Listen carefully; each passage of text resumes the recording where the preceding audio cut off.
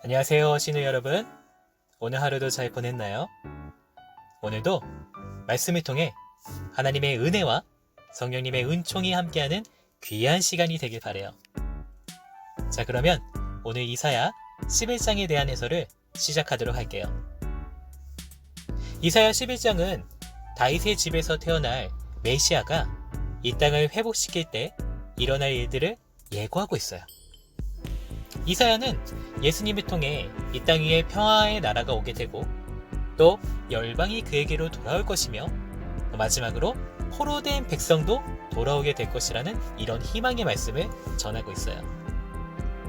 먼저 1절을 보면 하나님께서 이새의 그루터기, 이 이새의 그루터기와 뿌리에서 메시아가 오시도록 하신다는 이 말씀을 전하고 있어요.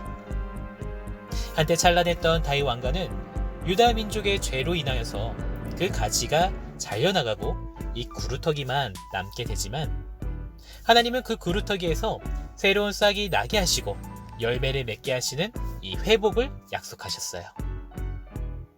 이것은 하나님이 다윗 왕권에서 오실 메시아를 통해 이스라엘의 참 회복을 이루실 것을 의미하는 거였죠.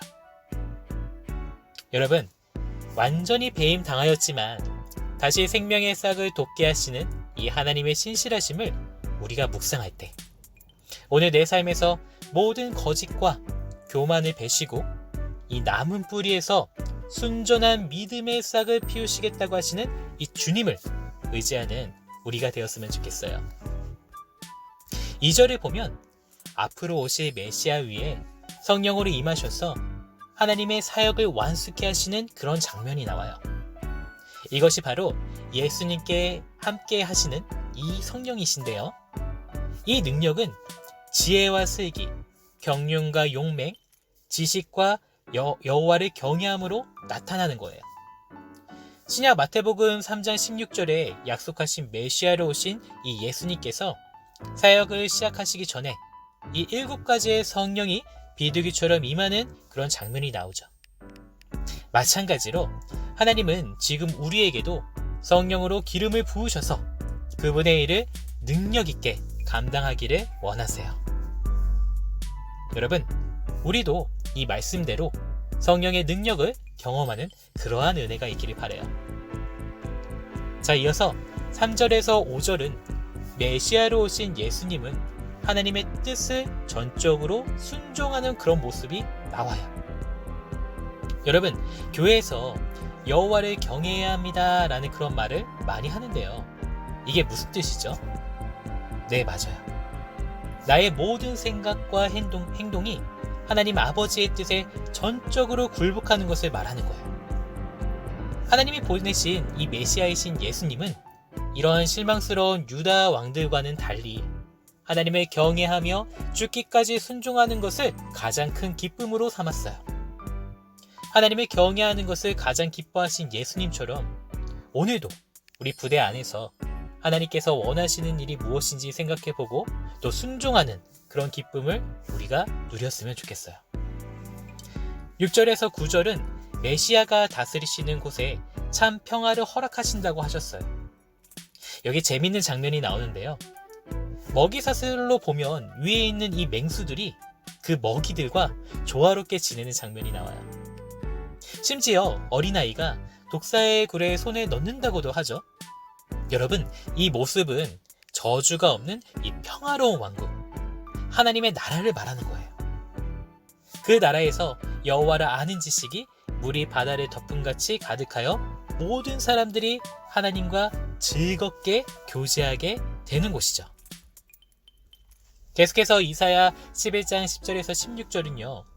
이제 메시아로 오신 이 예수 그리스도의 왕권이 모든 민족을 향하여 확장해 가서 그리스도의 깃발 아래 열방의 백성들을 불러 모으는 구원의 환상을 말씀하고 있어요. 특히 출애굽 사건을 생각하게 되면 그 본문의 내용이 이제 해방이라는 것과 맞물려서 같은 성격을 띠고 있다는 것을 알 수가 있죠. 10절하고 12절을 자세히 보면 기치를 세운다고 말씀을 하시는데요.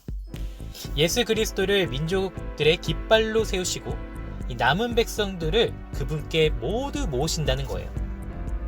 다윗의 후손으로 오실 예수님이 이스라엘 백성뿐 아니라 세상 모든 민족들에게 집결의 표시가 된다는 거죠. 우리 부대에 부대기가 있어요. 그렇죠? 우리 정비대에도 대장님실에 부대 마크가 그려진 부대기가 있을 거예요. 전투를 하게 되면 부대기를 들고 그 부대에 소속된 군인들이 전진하게 되는데요. 마치 전투에 승리한 부대의 깃발이 휘날리는 것처럼 예수님의 승리의 깃발 아래 우리를 불러 하나님의 백성으로 삼아 주신다고 하신 그 하나님의 큰 은혜를 우리는 잊지 말아야 해요. 이어서 13절부터 유다에 대해서 하나님께서 회복의 큰 길을 열어주시는데요. 특히 15절, 16절에 출애굽할 때 이스라엘 백성들이 이 홍해와 요단강의 마른 길을 내셔서 신을 신은 채 건너가게 해주셨던 것처럼 포로 생활을 하고 있는 지금 이 유다 백성들은 안전하게 돌아오고 큰 길을 예비해 주셨다는 것을 하나님께서는 이사야를 통해서 말씀하신 것이죠.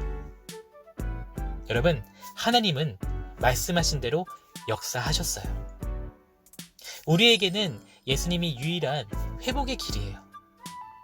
생명의 길을 열어놓으신 예수님을 믿는 것만이 이 세상 삶뿐만 아니라 우리가 가야 할 이 본향, 천국에서 영원토록 하나님과 교제할 수 있는 길인 것이죠. 오늘도 말씀 앞에 하루를 잘 마무리하면서 우리 앞에 열린 이 길로 나가기 위해 우리의 마음을 하나님께로 향하는 우리 모든 신우들이 되기를 바라요. 오늘 이렇게 해서 이사야 11장을 읽어보았는데요. 신우 여러분, 수고 많았고요. 평안한 밤 되길 바랍니다. 네, 샬롬. 네, 내일 봐요.